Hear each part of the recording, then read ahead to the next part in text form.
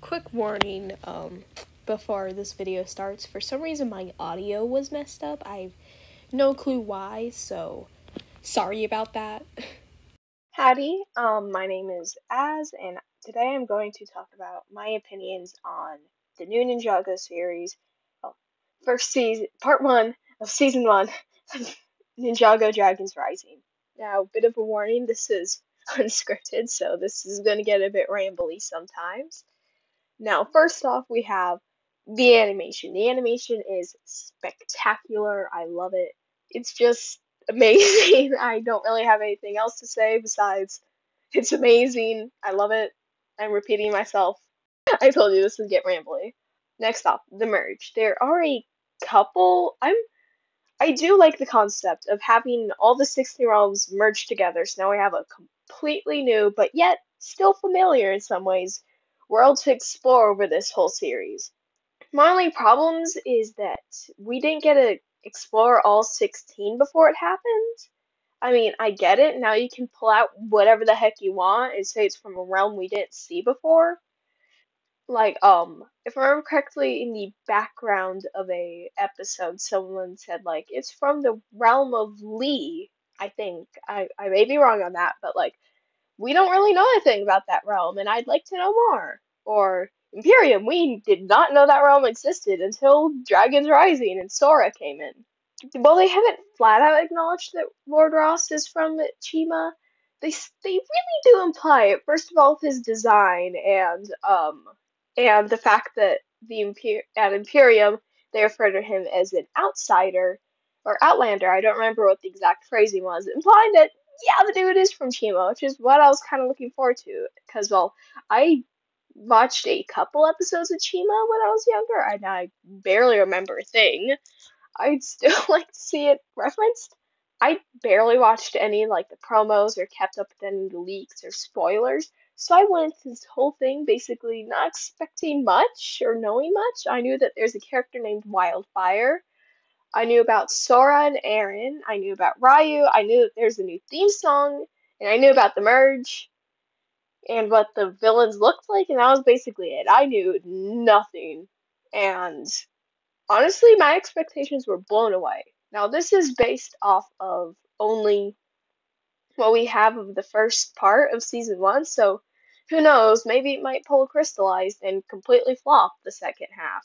Or maybe next couple seasons are going to be terrible. Who knows? Or maybe they're all going to be spectacular like the first part was. So now going on to characters, I'm not going to really give separate sections to Kai, Nia, and Zane because they didn't really play as big as the role of other characters, and Jay and Cole just aren't there. Um, which as a Jay and Cole fan is kind of sad, but Um, I really liked what they did with Zane, having him just kind of like pop in and go like, "Yo, I'm back." Anyways, Zane was nice. I liked a lot of Kai and Nia's interactions, and Kai was just on point this season. I loved it. And now to get into the rest of it, first off, Lloyd. But the thing is, this season made me like Lloyd way more than I did before. Before it was like I don't it's like I love all the ninja, but originally Lloyd was my least favorite just because I felt like he was too generic. He just felt like a generic protagonist. I felt like he didn't have any qualities that kind of like made him stand out from other cartoon protagonists.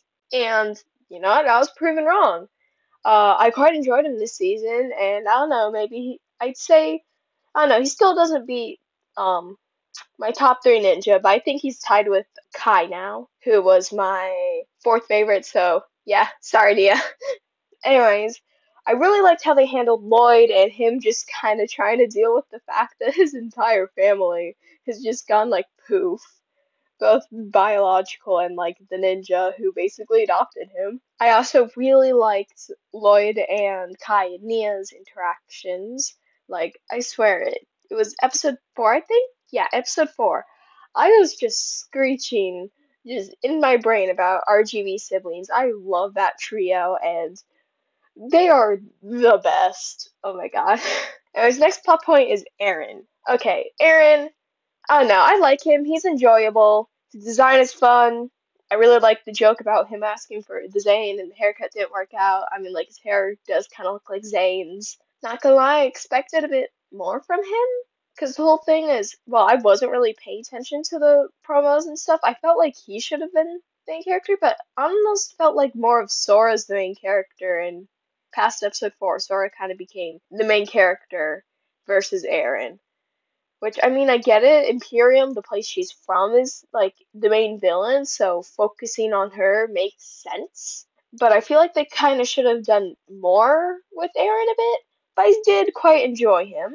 And then Sora. You know what? I did not expect to be this blown away by Sora. Originally, I just thought, oh, well, we got Aaron for main character, and Sora's just kind of gonna exist along the ride. But, like, no, I loved her writing, and the way she was treated, her backstory, directly linking the villains to her was pretty clever, in my opinion, because you're having all new villains of a world we've never heard of, linking one of the new main characters to the villains honestly fit quite well and helped like ease us into it so we could then have like people who have knowledge about it. It's getting kind of rambly, but I really enjoyed Sora. I think she might be one of my new favorite Ninjago characters.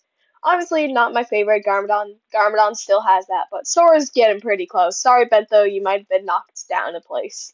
And now, just with general stuff, I did enjoy Wildfire. I originally didn't know what to expect from her, but she was quite fun.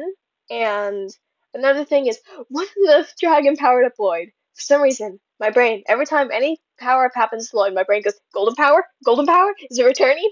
Obviously, that didn't happen, but still, for a second, I went, Golden power? Another thing with Lloyd was the flashback. I don't know. It slightly bothers me. That was his legacy design, child legacy design, and Sam Vincent voicing him. I mean, Sam Vincent, amazing job as always, but Jillian Michaels will always be Child Lloyd for me, and nothing's gonna change that. I don't understand why they did his legacy design, because legacy isn't canon to the show. The only part of legacy that is canon to the show is in season 10, the suits they wore. So Lloyd having green eyes and his legacy suit when he was a child makes no sense since he got the green eyes due to training. Like his powers are literally started going through his eyes, if I remember correctly. So having him that as a child in the flashback kind of bothered me, but other than that, I really enjoyed that episode. I did also kind of sit there with Lloyd and the dragons, like, dude, you're part dragon. Oh my god. And then the new Elemental Master of Wind, I can't remember what her name was. I know it was something like Euphoria, but I know that wasn't it. New Elemental Master of Wind, I do like her. I mean, nothing will ever replace Moro for me. Moro is one of the best characters. I've been hyperfixating on him since like January. No one's gonna take that away from me. I did like her, but I feel like they should have done more with her. I mean, I get it. Not one of the most important elemental powers. It's simply wind. And we finally got kind of like a color for it that wasn't just Moro's dark green, kind of like a bluish white. I did enjoy that. Finally, another color than dark green for wind. Yeah, anyways, I felt like people should have had more of a reaction to that. Like, Lloyd just simply saying, here, what did he say? He said something along the lines of, oh, I knew the previous Elemental Master of Wind. I like you a lot more. There should have been more of it. Like, that was the only acknowledged Tomorrow's existence. And also people say new Elemental Master. I felt like there should have been more to it. Anyways, I did thoroughly enjoy it if you couldn't tell. I'm hoping this doesn't pull crystallized and just fail in every way possible in the second half. Anyway, sorry for the rambling. I have no idea how long this is going to be. Thanks for watching, and like and subscribe if you want to. Anyways, goodbye!